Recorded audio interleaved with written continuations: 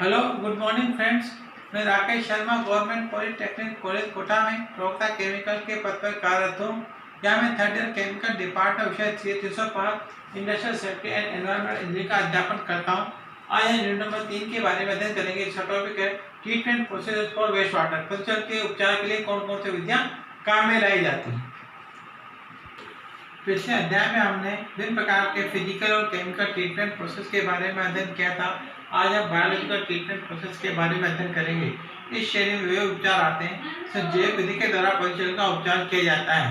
इस विधि में अनुकूल वातावरण बनाकर पशुजल में अनुकूल वातावरण बनाकर सूक्ष्म जीवों का विकास किया जाता है। जिस कारण पशुजल में कई सूक्ष्म जीवाणु उत्पन्न हो जाते हैं जो पशुजल में उपस्थित कार्बनिक पदार्थों को अपना भोजन बना लेते हैं और पशुजल पूर्ण रूप से उपचारित हो जाता है। कि पशुजल के जैविक उपचार विधियों को 2 भागों में डिवाइड किया जाता है। एक्टिवेटेड स्लग प्रोसेस और टेक्निक फिल्टर प्रोसेस से प्रदर्शित किया जाता है।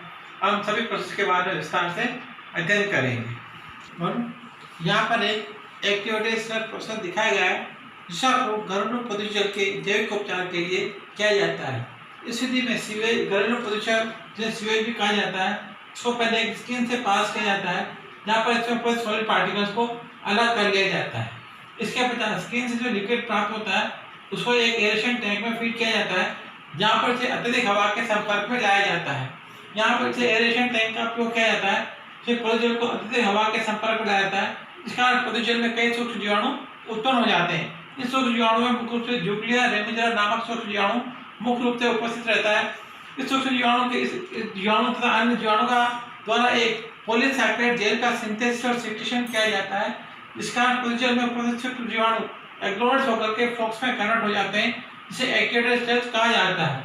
इस एक्टिवेटेड सेल्स की पशुजल में उपस्थित कोलोइडल मेटल और पार्टिकुलेट मैटर के प्रति हाई एफिनिटी होती है जिस कारण पशुजल में उपस्थित कोलोइडल मेटल और पार्टिकुलेट मैटर एक्टिवेटेड सेल्स से अटैच हो जाते हैं और बॉटम में जमा हो जाते हैं। एरेशन टैंक के बॉटम से जो सेल प्राप्त होता है उसको एक सेडिमेशन टैंक में फीड किया जाता है। सेडिमेशन टैंक में यहाँ पर एक धातु के बने हुए सिलिंड्रिकल वेसल का उपयोग किया जाता है इसे वर्टिकल पोजीशन में व्यवस्थित किया जाता है। इसके ऊपरी सिरे से सेल्स को एंटर कराया जाता है जिस कारण पशुजल में सॉलिड पार्टिकल सेडिमेशन टैंक के बॉटम में जमा हो जाते हैं और क्लीन वाटर ओवरफ्लो के रूप में प्राप्त होता है जिसे जल स्रोतों में विसर्जित कर दिया जाता है।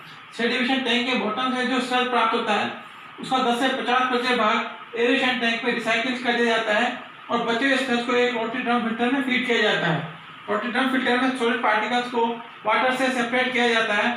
यहाँ पर जो वाटर प्राप्त होता है उसको पुनः सेडिमेशन टैंक पर रिसाइकिल कर दिया जाता है और यहाँ से जो सॉलिड प्राप्त किए जाते हैं उनको ड्राई में फीड किया जाता है जहाँ में सॉलिड पार्टिकल्स में उपस्थित मॉइस्चर को रिमूव किया जाता है और रिमूव करने के बाद जो ड्राई सॉलिड प्राप्त होते हैं उनका उपयोग फ्यूल अथवा फर्टिलाइजर के रूप में किया जाता है। ये एक्टिवेटेड सेल्स प्रोसेस कहलाता है।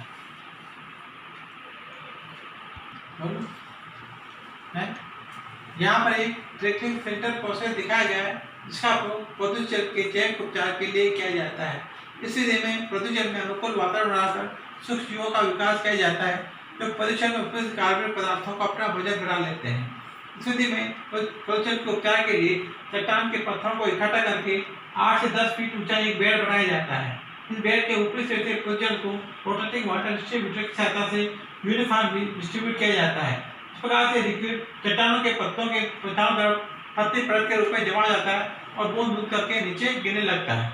इसी कारण पशुजल में कई सूक्ष्म जीवाणु उत्पन्न हो जाते हैं जो पशुजल में उपस्थित कार्बनिक पदार्थों को अपना भोजन बना लेते हैं। इसके बाद यहाँ पर कार्बनिक पदार्थों के ऑक्सीकरण धीरे धीरे ऑक्सीकरण होता रहता है जिस कारण टेम्परेचर ग्रेडियंट उत्पन्न हो जाती है। टेम्परेचर ग्रेडियंट उत्पन्न के कारण एयर यहाँ पर नेचुरल कन्वेक्शन के द्वारा फ्लो करती है।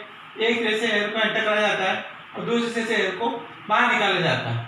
इस प्रकार से जो क्लीन वाटर प्राप्त होता है वह धीरे धीरे बॉटम में इकट्ठा होता जाता है और यहाँ पर कार्बनिक पदार्थों के ऑक्सीकरण से मीथेन व अन्य ज्वलनशील गैसों का मिश्रण प्राप्त होता है जिसका उपयोग फ्यूल के रूप में किया जाता है और उपचारित जल को जल स्रोतों में विसर्जित किया जाता है। इस प्रकार से कम समय में उपयोगी पदार्थ प्राप्त हो जाता है और वायुमंडल की ऑक्सीजन भी कम खर्च होती है। ये ट्रिकलिंग फिल्टर प्रोसेस कहलाता है। अब हम कैसे करते हैं विन वाटर क्वालिटी पैरामीटर।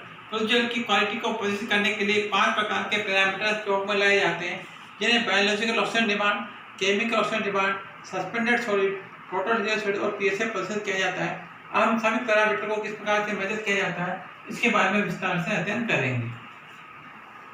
सबसे पहले हम कर सकते हैं बायोलॉजिकल ऑक्सीजन डिमांड। बीओडी क्या होती है? मिलीग्राम प्रति लीटर में ऑक्सीजन की वह मात्रा जो पोजिशन में उपस्थित जैव प्रक्षोभ द्वारा ऑक्सीकरण के उपयोग में लाई जाती है इसे बायोलॉजिकल ऑक्सीजन डिमांड कहा जाता है। इसका मान ज्ञात करने के लिए एक बीओडी बोतल का उपयोग किया जाता है। इसमें 200 ml वेस्ट वाटर को प्रोसीजर को बदला जाता है और उसमें उपस्थित डिजल ऑक्सीजन की मात्रा वेकलर मेथड द्वारा ज्ञात कर ली जाती है।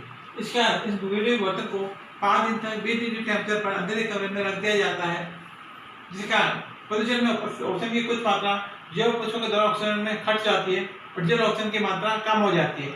इसके बाद 5 दिन के पश्चात बीओडी बोतल को अंधेरे कमरे से बाहर निकाला जाता है और डिजल ऑक्सीजन की मात्रा दोबारा वेकलर मेथड द्वारा ज्ञात कर ली जाती है। इसके बाद निम्न सूत्र की सहायता से प्रोसीजर की बायोलॉजिकल ऑक्सीजन डिमांड का मान ज्ञात किया जाता है। बीओडी बराबर diesel oxygen initial minus diesel oxygen final upon 200 into 1000।